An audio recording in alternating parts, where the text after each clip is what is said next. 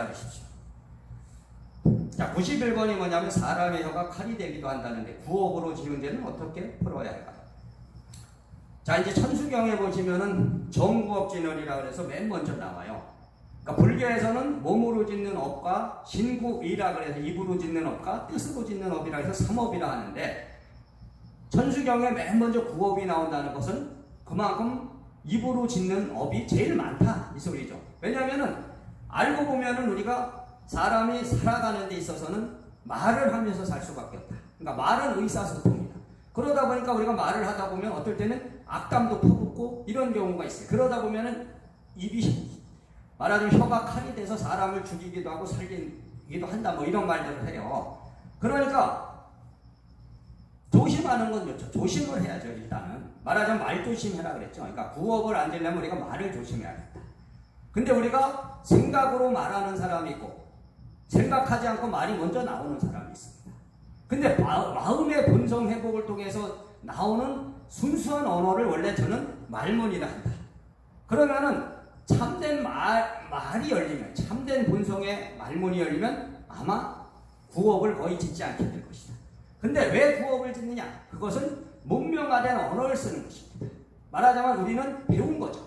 그러니까 자연의 언어가 아니고 인간 세상에서 어머니 뱃속에 태어나면서 아니면 과거생부터 이 세상을 살면서 배워갑니다. 그것은 욕망이라는 욕망. 그러니까 나의 이익을 추구하는 그것을 배웠기 때문에 나의 이익적으로 자꾸만 말을 하려고 한다. 그리고 이상하게 유난히 막 악담을 퍼붓는 사람들이 있어. 그 사람들은 또 시기 질투가 많은 거죠. 말하자면 남이 잘 되면 막 배가 아프고. 자, 그런 것은 다 업이 되는 것이 맞다. 근데 그 업은 결국 누구한테 오냐면 자기한테 오는 겁니다.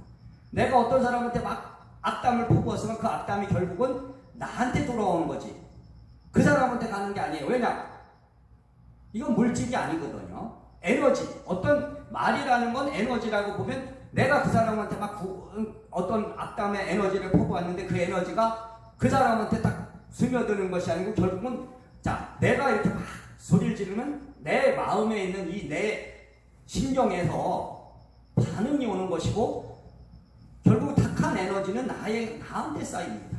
그러다 보면 결국 언젠가 돌고 돌아 나에게 그것이 업이 됨으로써 병도 올 수 있고 여러 가지 우한근심이 없습니다. 그러니까 옛날에 수행을 하는 스님들이 무건수행을 했다. 그러니까 말을 딱 닫아버리고 말을 안 하고 여기다 무건 편말을 딱 들고 여기다 목에다 걸고 수행을 했죠. 그러다 어느 날 본성이 회복되면 문 밖을 탁 박차고나면서 말을 했다.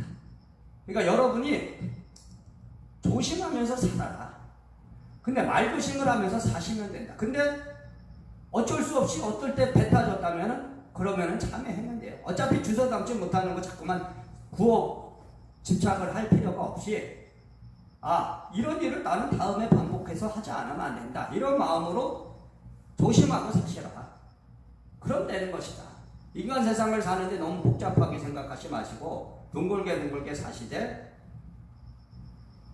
뭐 악담을 퍼붓고 남하고 뭐 싸움을 하고 이러면은 그것은 어떤 상황 속에서 벌어진 일이니까 내가 그런 상황이 또 벌어진다면 어떻게 대처할 것이다 이렇게 생각하시고 다음에는 그러지 않겠다 이런 마음으로 사시면 된다.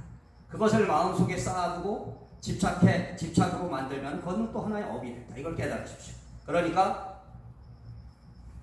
인간 세상을 살면서 우리는 피치 못한 어떤 사정들 때문에 그런 구업이라는 그런 문제가 생깁니다. 그러나 항상 그것을 하나의 집착의 대상으로 보지 마시고 그냥 실수다. 내가 실수를 했구나. 그럼 그 실수를 다시 반복하지 않겠다. 이런 마음으로 살아가시면 됩니다.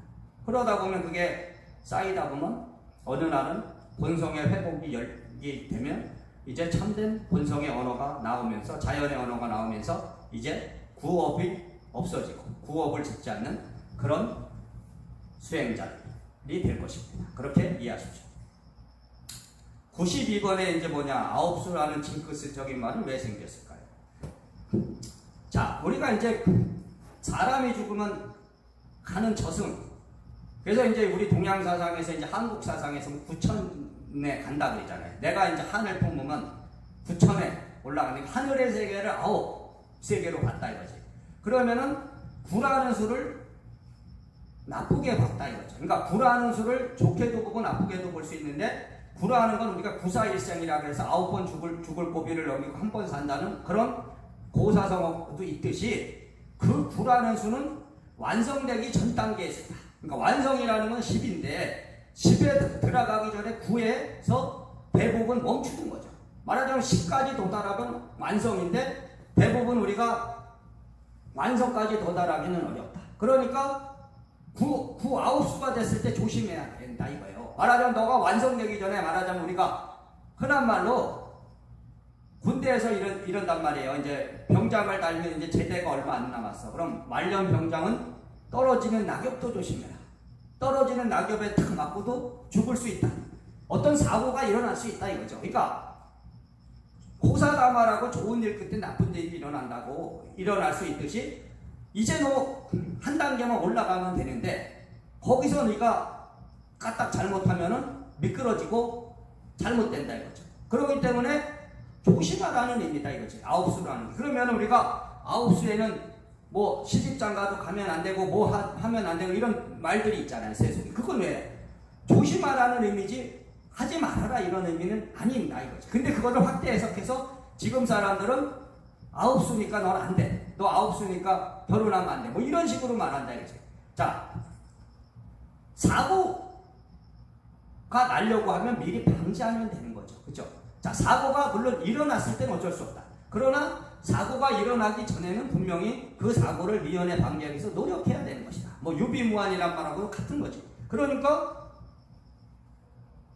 9수라는 건 네가 이제 깨달음의 완성법에 도달하기죠. 네가 말하자면 어떤 사람이 뭐 직장 다니는데 이제 승진 할 때가 됐는데, 너 승진 지금 9수에 딱 들어왔다 이거죠. 말하자면 한 단계만 딱 올라가면 이제 승진이라는 행운을 성취하는데, 거기서 뭔가 까딱 잘못하면 이제 확 미끄러지는 거지. 그러다 보니까 이 9이라는 숫자에다가 어떤 의미를 두고, 이제 사람이 죽으면 이제 저승세계 가면 거기가 구천의 세계에 간다.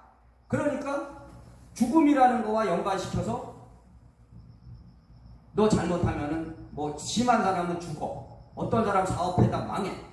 그러면 우리가 흔히 야 너 9수구나.